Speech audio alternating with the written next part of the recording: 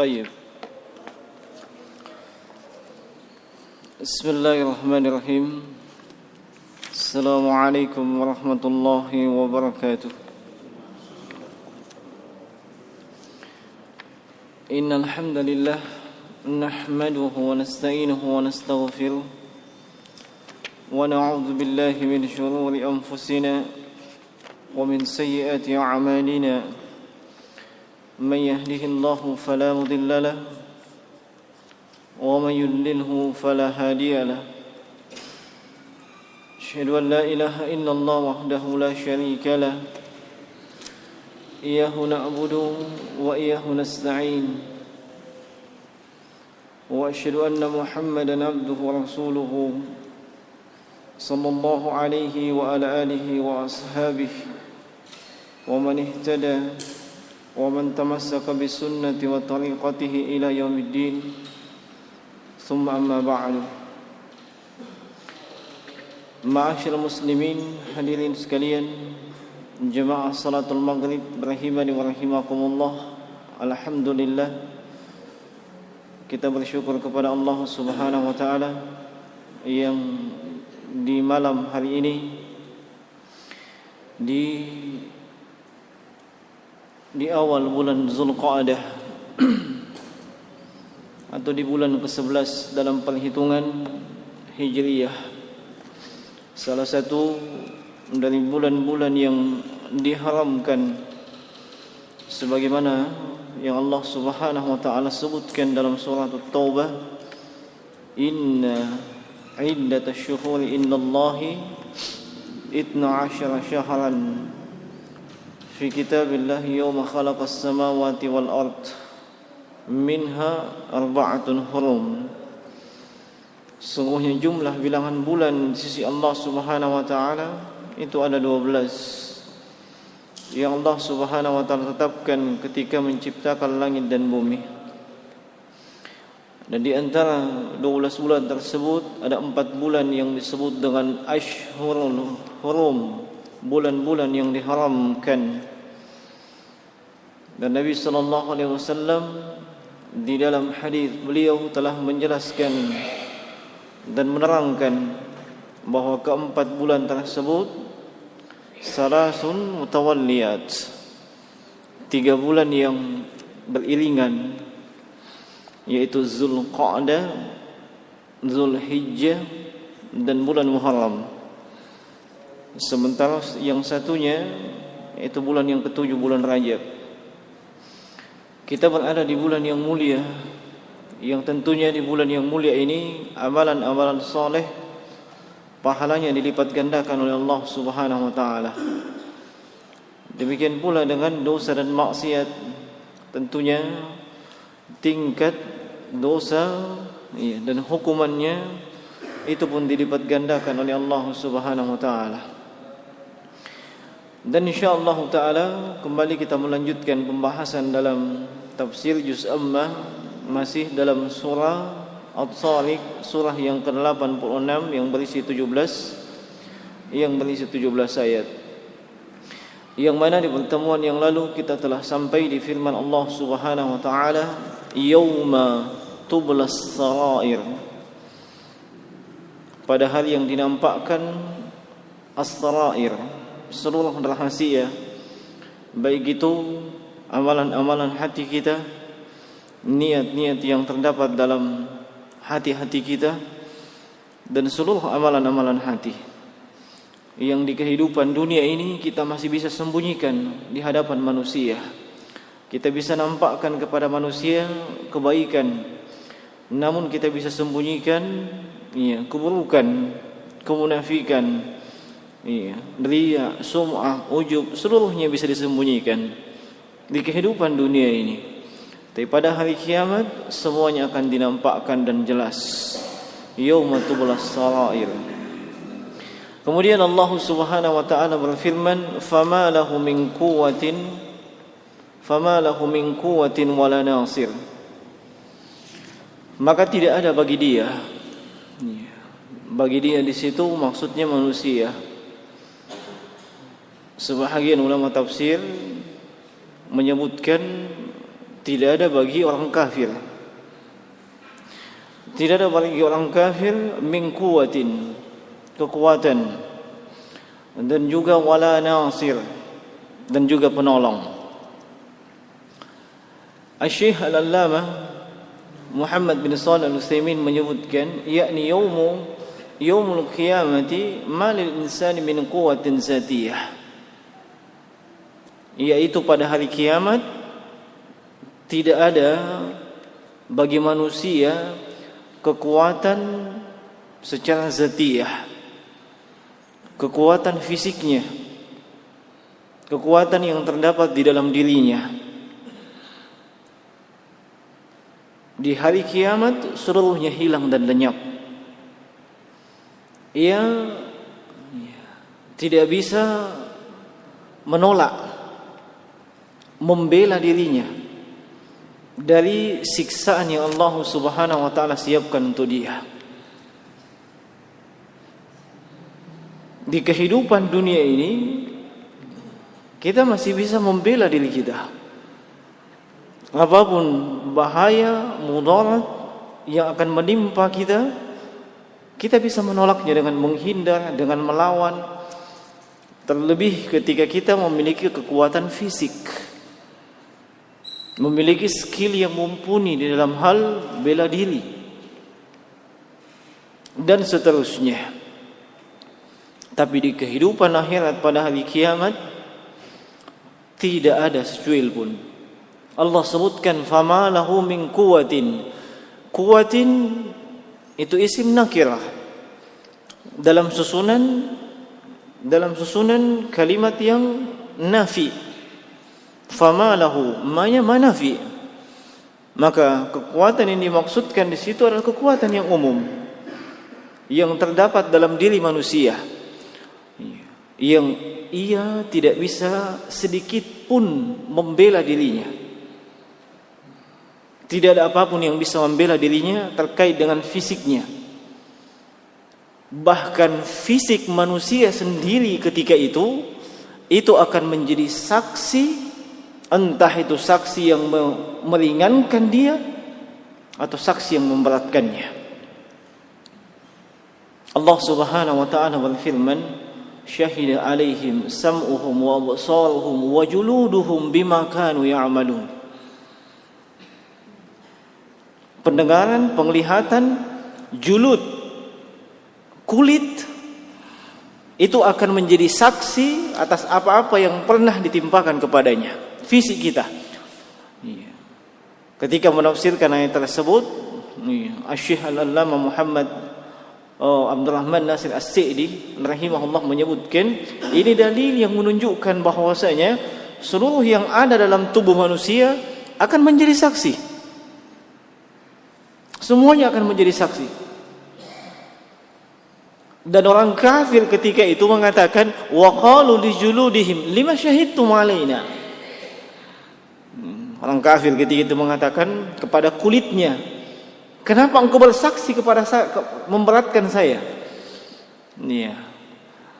Kulitnya menjawab, qalu antakana Allahu alladhi antaka kulla syai' wa huwa khalaqakum awwala marrah.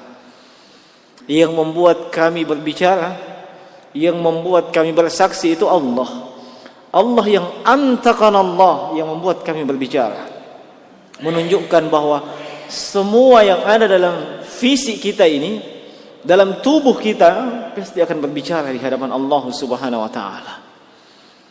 Tinggal kita punya anggota tubuh ini seringnya dibawa kemana, seringnya melakukan apa. Mulai dari ujung rambut sampai ujung kaki, mulai ketika usia kita balik sampai ketika meninggal, mulai ketika kita berakal sampai ketika kita kehilangan akal. Semuanya akan menjadi saksi, tergantung saksi yang meringankan kita ataupun yang memberatkan kita.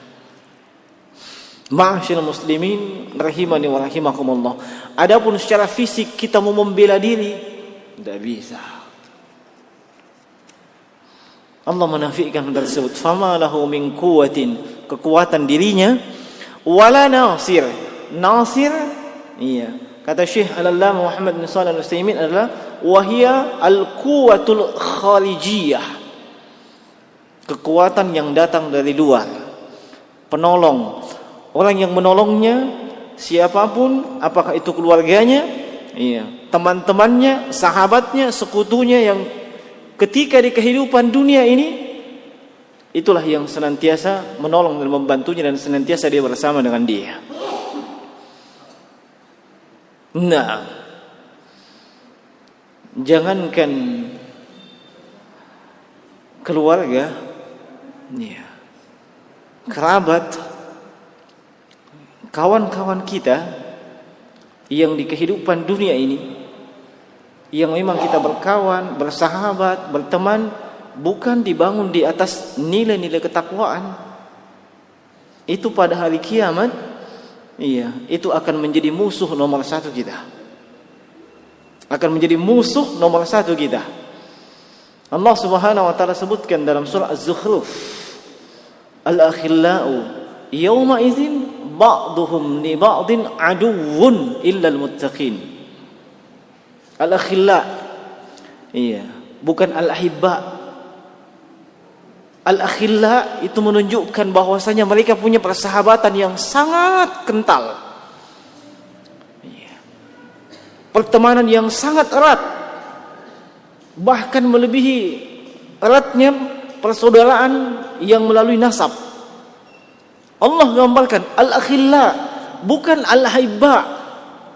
Kalau al-ahibba orang-orang yang saling mencintai. Tapi al-akhilla kecintaan yang sangat mendalam. Bukan kawan biasa, bukan teman biasa, bukan kenalan biasa, tapi sahabat yang sangat dekat, sangat akrab.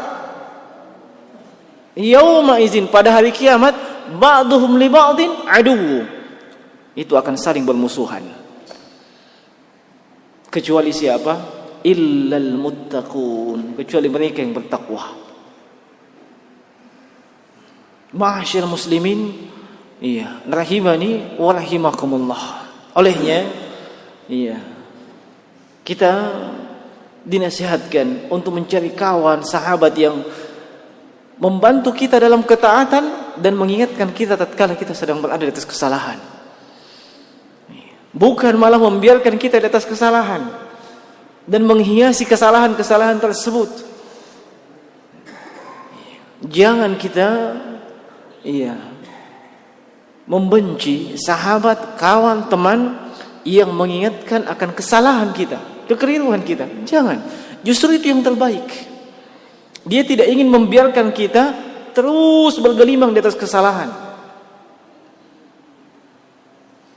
Sahabat yang buruk, yang jelek, kita terjatuh ke dalam kesalahan, kekeliruan, biar mitawah. Ini bukan sahabat yang baik. Inilah yang akan bermusuhan dengan kita nantinya pada hari kiamat. Itu sahabat, kawan, teman. Keluarga sama. Ya. Fa iza ja'atis sakha yauma yafirrul mar'u min akhi wa ummihi wa abi wa sahibatihi wa bani likulli imri'in minhum yawma idzin sya'nu yughni. Pada hari kiamat tatkala tiupan sangkakala yang kedua, yauma yafirul mar'u min akhi, seseorang itu melarikan diri, menghindar dari saudaranya. Dari saudaranya. Saudara senasab, saudara kandung. Jangankan menolong, ini melarikan diri, tidak mau mendekat. Itu pada hari kiamat. Wa ummihi wa abih, demikian pula ia lari dari ayah dan bapaknya. Iya. Yang biasanya di kehidupan dunia ini kita sangat terbantu dengan keberadaan kedua orang tua kita. Selama kita belum mampu mandiri, kita senantiasa disupport, didukung, iya, di backup, iya, di kehidupan dunia ini. Daripada hari kiamat, iya, Mereka malah melarikan diri. Wa ummihi wa abi wa sahibatihi wa bani, wa sahibah, istri, wa bani, anak-anak kita. Semuanya ketika itu nafsi-nafsi. Tidak ada satupun yang bisa menolong.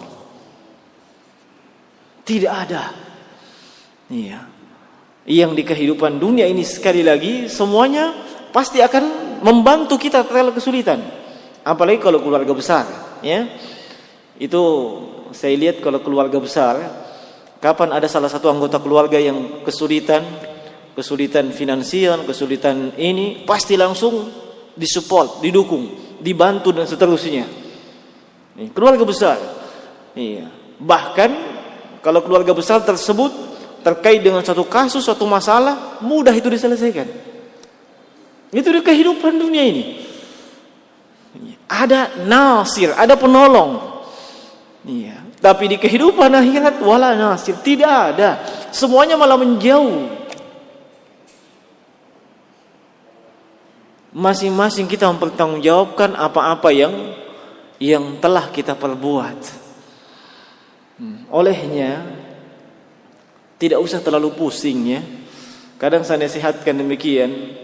Kita ingin baik, kita ingin bertakwa, melakukan ibadah, ingin hijrah menuju kepada kebaikan, muncul komentar, muncul ucapan begini, A, B, C, D dan seterusnya.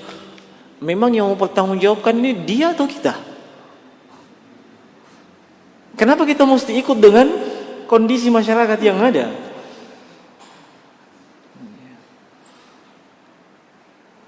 Yang terkadang mereka jauh dari nilai-nilai ketakwaan. Kita sendiri yang bertanggungjawabkan yang kita lakukan. Nah, bukan mereka, bukan yang komen. Yang lalu kan saya ingatkan, ya, saya singgung, kadang kebaikan yang kita lakukan, apalagi kalau diposting di media sosial, nunggu komen, nunggu jempol, nunggu like. Nah, itu kebaikan. Kejelekan pasti juga ada yang komen. Semuanya demikian. Nah, sementara di sisi lain, semua yang kita lakukan bukan dia yang mau bertanggungjawabkan, bukan yang komen, bukan yang kasih jempol, bukan yang kasih like, bukan. Itu cuman membuat kepala kita kedengarannya dan kelihatannya besar, padahal tidak pernah besar. Yang bertanggung jawab kan kita sendiri. Dan di hari kiamat tidak ada, mereka tidak akan bisa menolong. Yang kasih like, jempol, tidak akan bisa menolong. Tidak ada. Kita sendiri ketika itu. Makanya, hendaknya kita perhatikan diri kita. Dan jangan terlalu ambil pusing, dengan komentar miring, komentar lurus, komentar segitiga dari siapa saja.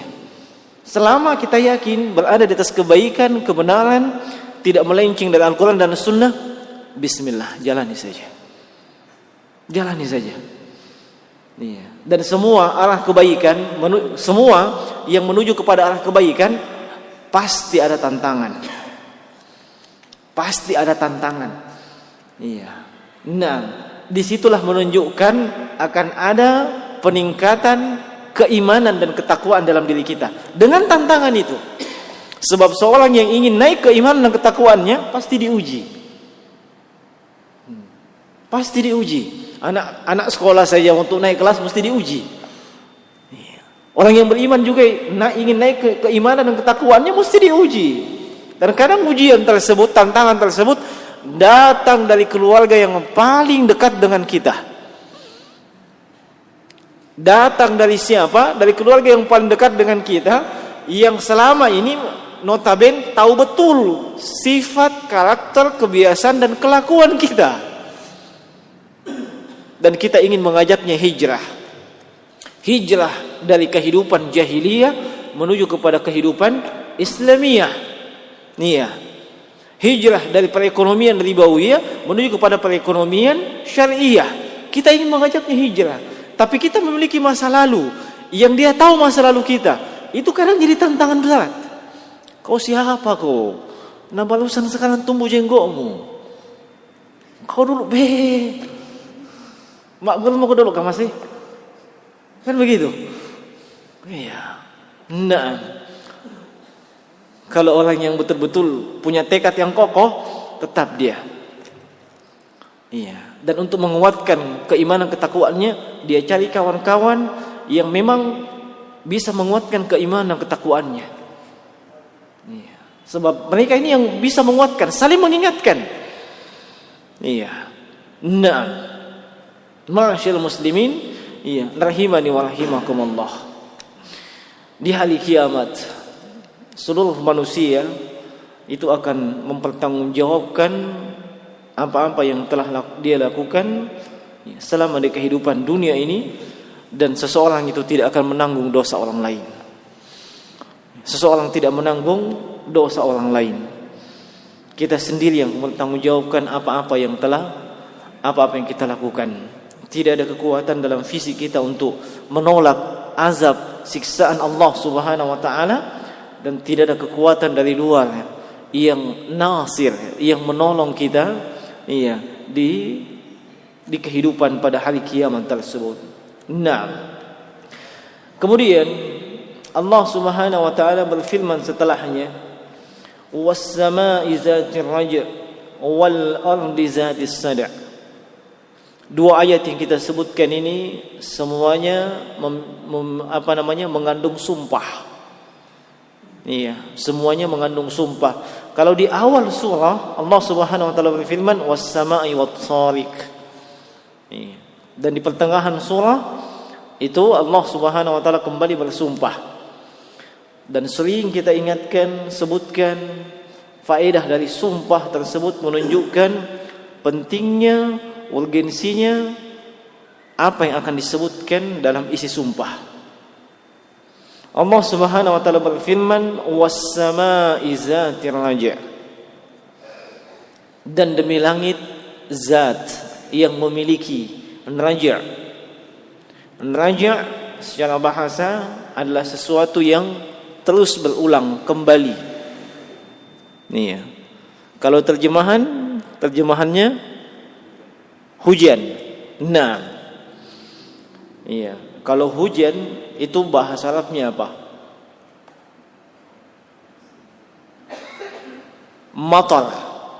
Matar. Kalau panjang matar bandara. Nah, terjemahan tersebut tidak salah, betul itu. Sebab Abdullah bin Abbas, itu menafsirkan zati raja' ay al-matar, yaitu demi langit yang memiliki hujan. Dalam riwayat yang lain, demi langit yang zatus sahab al-matar, yang memiliki awan yang bisa menurunkan hujan. Nah, tinggal jadi pertanyaan, kenapa matar? Kenapa Allah sebutkan dengan kalimat raja, bukan langsung matar, kan begitu? Nah, ada sebahagian kalangan menulis disebutkan demikian sebab hujan, atau kita sebutkan apa yang disebutkan Syekh Muhammad bin Shalih Al-Utsaimin di sini. Kata beliau, "Raja' huwal matar, yusamma raja'an li'annahu yarji wa yatakarrar, wa ma'lumun anna al-matara bihi hayatul ard." Raja' di sini adalah hujan. Dinamakan raja' sebab yarji wa yatakarrar. Hujan itu terus berulang dan berulang. Hujan itu terus berulang dan berulang. Ada sebahagian kalangan itu mengatakan bahwasanya raja' kembali sebab asalnya itu hujan dari langit turun ke bumi. Kemudian naik lagi ke langit dalam bentuk apa? Uap. Dalam bentuk uap. Teori ini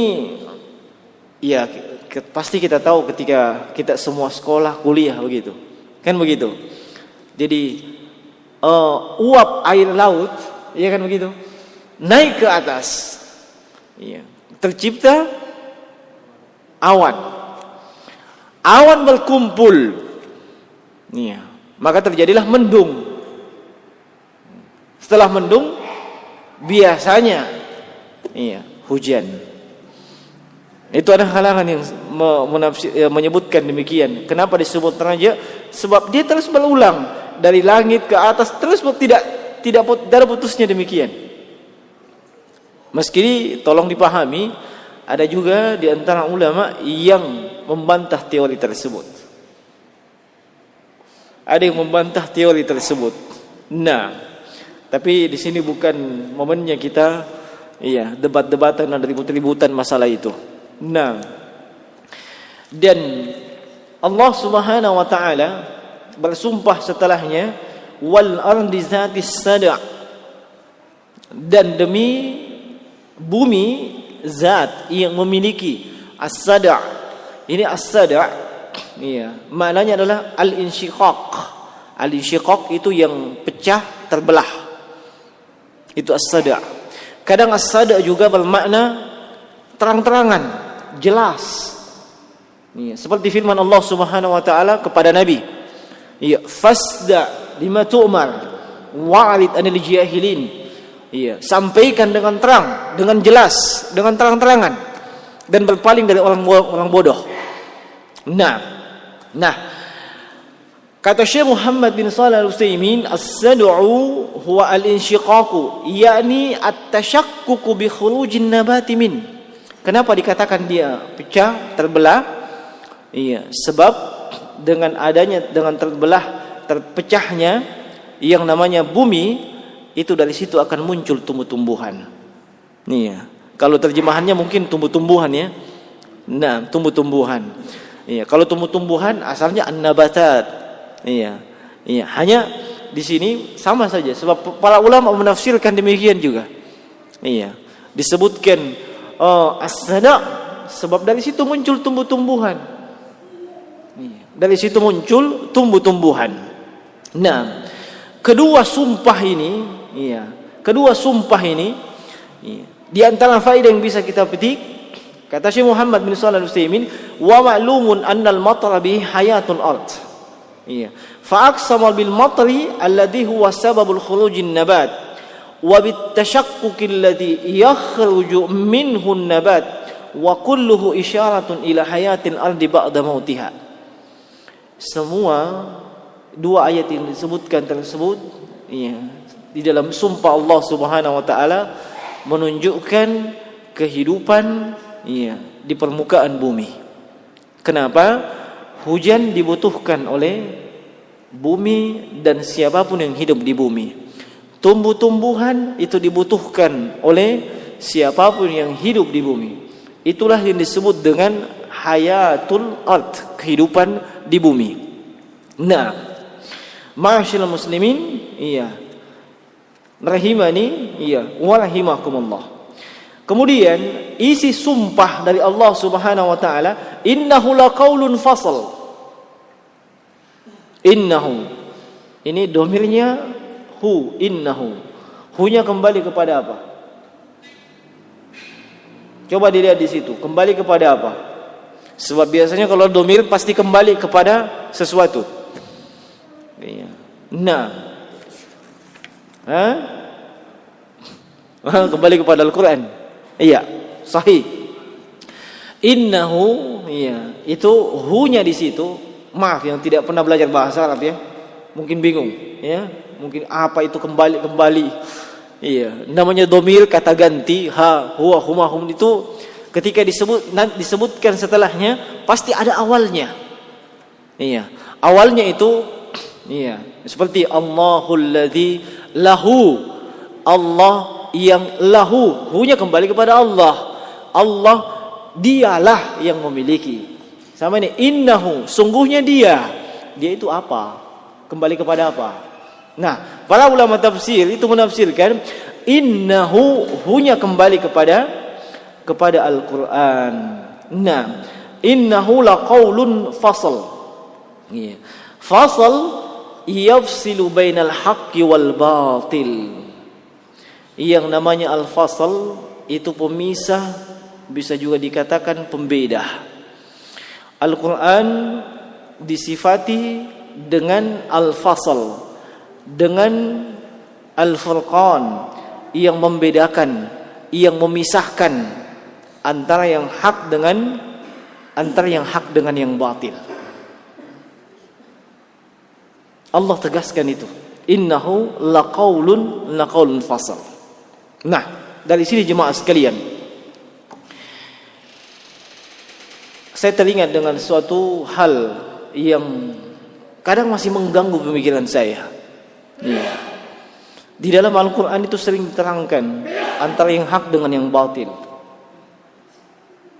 Sering disebutkan mana yang benar, mana yang salah. Kadang diterangkan mana tauhid, mana syirik.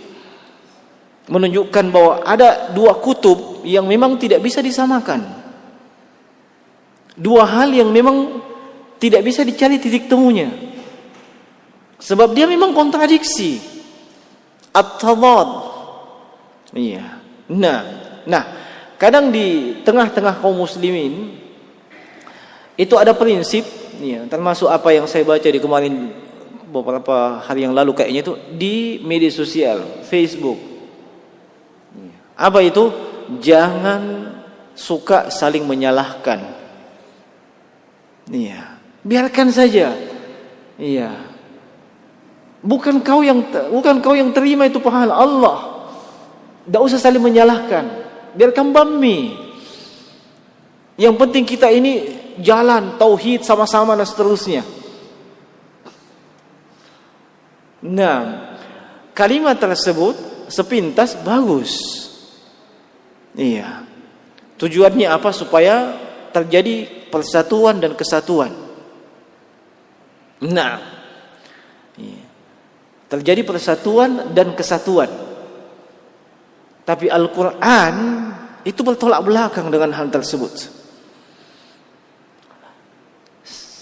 Sebelum diturunkan Al-Quran, sebelum Nabi diutus menjadi Nabi, Rasulullah itu adalah manusia yang paling dicintai oleh kaum musyrikin. Manusia yang paling dicintai oleh kaum musyrikin. Kenapa? Jujur, al-amin. Bahkan kejujuran beliau itu saja, sampai ketika beliau sudah berdakwah dimusuh oleh seantero kaum musyrikin, beliau tetap dikasih amanah. Jaga ini hartaku, simpan ini uangku. Padahal sudah jadi musuh ini. Nabi SAW sebelum berdakwah, sebelum adanya wahyu, sebelum turun Al-Quran, senang semuanya. Iya. Bersatu. Begitu Nabi berdakwah, diperintah oleh Allah menerangkan yang hak, menyampaikan yang benar, sekaligus menerangkan kebatilan. Apa yang terjadi? Terpisah ketika itu. Iya, antara Rasulullah dengan penduduk Makkah yang notabene musyrik. Yang notabene mereka ini, iya, para pelaku kesyirikan. Nah, bukannya pakai prinsip tidak usah, tidak apa-apa dia sembah patung, kan keluarga, sahabat, teman, tidak apa-apa biar nih. Yang penting kita ini bersatu, tidak ada masalah. Bahkan kadang saya dengarkan muncul persatuan di atas, kalau ada katanya sunnah yang bisa memecah belah, lebih bagus tidak jalankan sunnah itu. Subhanallah, bagaimana bisa? Nah, para sahabat bersatu di atas sunnah. Innalillah, tidak tahu prinsip dari mana itu.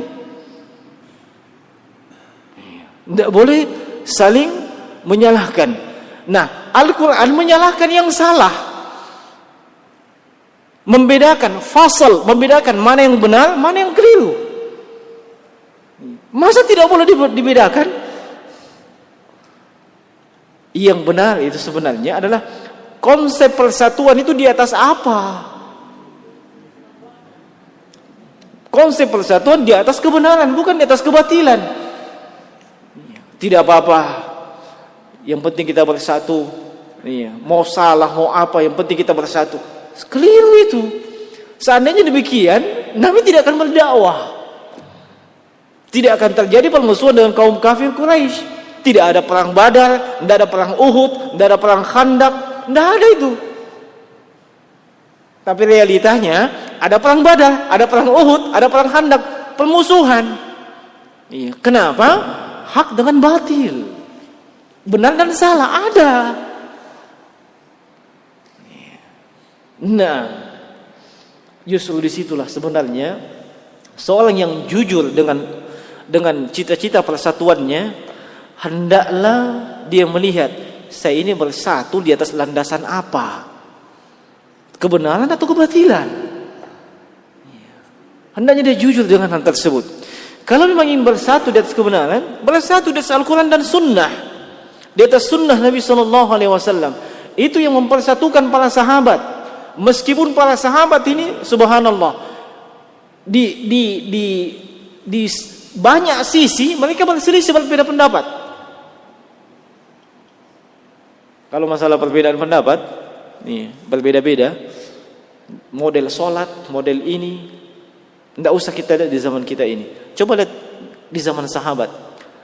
Kita bisa lihat dari kisah-kisah yang disebutkan dalam hadits-hadits yang sahih. Mereka berbeda-beda pendapat. Tidak pada satu seragam, seragam mesti begini semua. Tidak. Kenapa? Sebab terkadang ada sahabat yang mendengarkan sabda Nabi, dia pahami demikian. Sementara sahabat yang lain, itu tidak pahami demikian. Nah, sementara ketika itu Nabi sudah meninggal, tidak ada tempat untuk melakukan klarifikasi. Bahkan di zaman Nabi SAW hidup saja, ketika diklarifikasi, Nabi tidak menyalahkan. Sebab perbedaan tersebut bukan perbedaan antara benar dan salah, bukan. Tapi perbedaan mana yang utama dan mana yang boleh. Ini kadang yang tidak bisa kita bedakan. Mana perbedaan benar dengan salah, mana perbedaan yang mana lebih utama dan mana yang boleh. Kalau contoh perbedaan mana yang utama dan yang boleh, tadi sehabis sholat maghrib, yang mana yang lebih utama? Kita zikir-zikir habis sholat atau kita langsung baca Al-Quran? Lebih utama zikir, tapi boleh baca Quran. Itu perbedaan tidak ada masalah. Bukan perbedaan benar dan salah, bukan. Karena kita tidak bisa tempatkan hal tersebut. Nah, yang saya isyaratkan tadi, ketika para sahabat itu sudah pulang dari peperangan, tapi ternyata Nabi perintahkan untuk memerangi kaum Yahudi di Bani Quraizah. Nabi cuma kasih satu pesan, la tusalliyannal asr illa fi Bani Quraizah. Itu pesan Nabi. Kalian jangan sholat asar kecuali di perkampungannya Bani Quraizah. Itu pesan Nabi. Ini multi tafsir di kalangan sahabat ketika itu. Multi tafsir. Buktinya apa? Belum sampai di perjalanan. Di tengah perjalanan masuk waktu asar. Sebagian sahabat berpegang dengan tekstual ucapan Nabi. Nabi kan bilang tidak boleh sholat asar kecuali di sana. Sebagian sahabat berangkat, yang lain tidak. Alasannya apa? Wah, itu maknanya kontekstual. Kalau saya bahasa kontekstualnya bagaimana? Maksudnya Nabi cepat mau cepat ke sana supaya dapat ku asar di sana. Tapi qadarullah kita dapat asar di tengah jalan. Asar di situ mereka. Kita singkat kisah tersebut. Ini disebutkan dalam hadits yang sahih. Pulang mereka sampaikan ke Nabi. Nabi tidak menyalahkan itu. Kenapa? Sebab bukan antara benar dengan salah, tapi mana yang lebih utama dan mana yang boleh. Ma'asyiral muslimin, iya, rahimani wa rahimakumullah. Al-Quran itu membedakan, memisahkan mana yang hak, mana yang batil, mana yang benar, mana yang salah. Bukan sama sekali itu menyalahkan mana yang boleh, iya, daripada yang utama. Tinggal, iya, bagaimana kita memahami hal tersebut dengan baik. Dan itu bisa kita pahami tentunya dengan banyak belajar. Iya. Semakin kita banyak belajar, insyaallah taala, iya, semakin kita diberikan, iya, ilmu dan pemahaman. Apalagi yang kita pelajari adalah kalamullah, kitabullah, Al-Quran. Nah,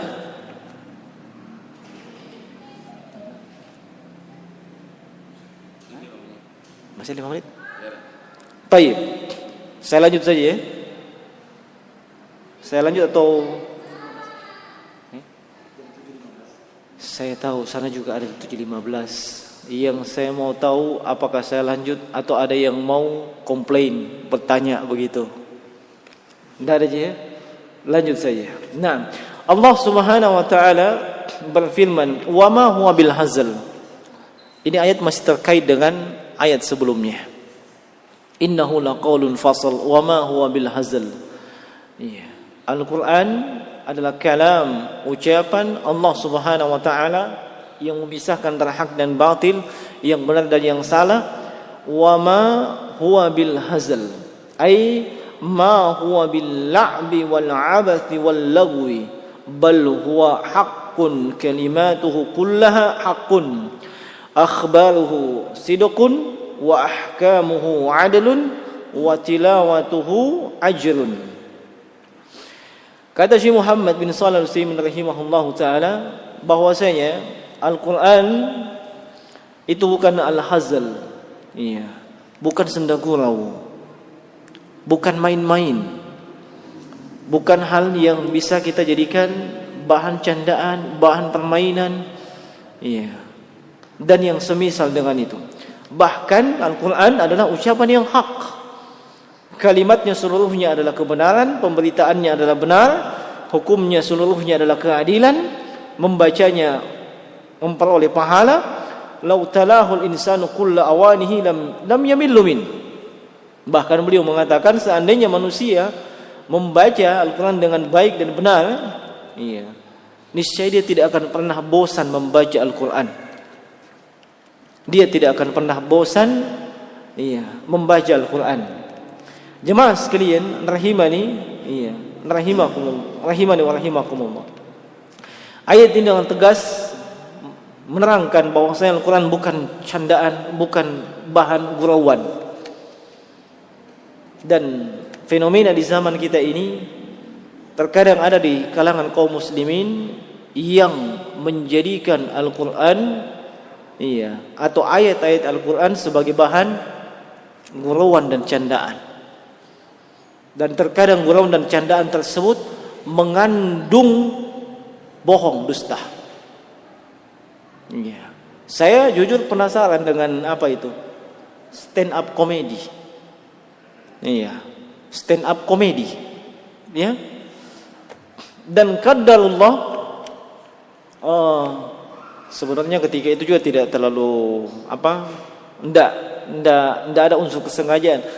Qadarullah ketika itu di Makassar pas ada itu. Dan qadarullah juga yang dikutip itu ayat-ayat dalam Al-Quran. Iya. Saya terus terang ketika itu tidak bisa berbuat apa-apa. Itu kok ayat dijadikan konten isi daripada lawakannya, candaannya. Iya. Nah, itu tidak benar, itu tidak boleh, haram. Al-Quran bukan qaulul hazal, bukan wa ma huwa bil hazal, bukan bercandaan itu. Iya. Bukan permainan. Apalagi Anda mengaku seorang muslim. Kadang juga kita dengarkan itu diarahkan ke bahasa-bahasa yang mirip dengan intonasinya. Saya pernah dengarkan itu. Iya, hanya saya beri uzur dia sebab dia anak kecil. Iya. Itu, dia anak kecil. Iya. Dia saya sebutkan innal lasina kafal, katanya innal lasina kafal. Iya, siapa malasi dia maparu. Iya, itu bahasa apa itu? Ya orang Jawa tidak paham pasti. Iya. Malasi kaluku to innal lasina kafal, siapa yang malasi dia maparu. Untung anak-anak yang bicara begitu. Iya. Tapi anak-anak tersebut menyebutkan demikian pasti didengarkan dari orang yang dewasa. Tidak mungkin dia buat-buat sendiri. Iya. Yang ingin saya peringatkan jemaah sekalian, jangan main-main dengan Al-Quran. Jangan jadikan bahan candaan, ejekan, celaan. Bukan itu yang diperintahkan kepada kita. Iya. Bukan itu. Kita diperintahkan membaca, mentadaburi, memahami makna dan kandungannya.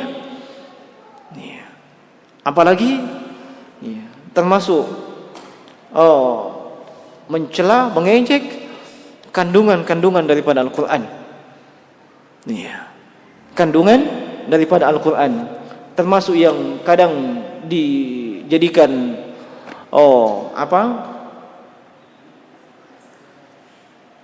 celaan. Iya, tentang poligami. Iya. Kadang itu datang dari perempuan dan ada juga dari kalangan laki-laki yang menentang habis-habisan namanya poligami. Iya. Ini online ya, jadi tidak apa-apa saya sampaikan demikian. Toh yang menentang habis-habisan itu muslim, mengaku muslim, sholat 5 waktu, puasa bulan Ramadan, sudah haji, sudah umrah, sudah banyak melakukan kebaikan, menentang habis-habisan. Nah itu ada dalam ayat Al-Quran. Itu firman Allah Subhanahu wa ta'ala. Adab yang benar, ya kita bilang saja kita tidak mampu lakukan. Itu saja. Itu adab. Iya. Jangan sampai dijadikan sebagai bahan ejekan, celaan dan seterusnya. Toh yang kadang jadi fenomena adalah memang mereka yang punya semangat dengkul, semangat melakukan poligami, tapi memang tidak ada bekal yang cukup untuk itu. Tapi bagi yang punya kemampuan, silahkan. Nah, insyaallah saya dari belakang ikut mendukung.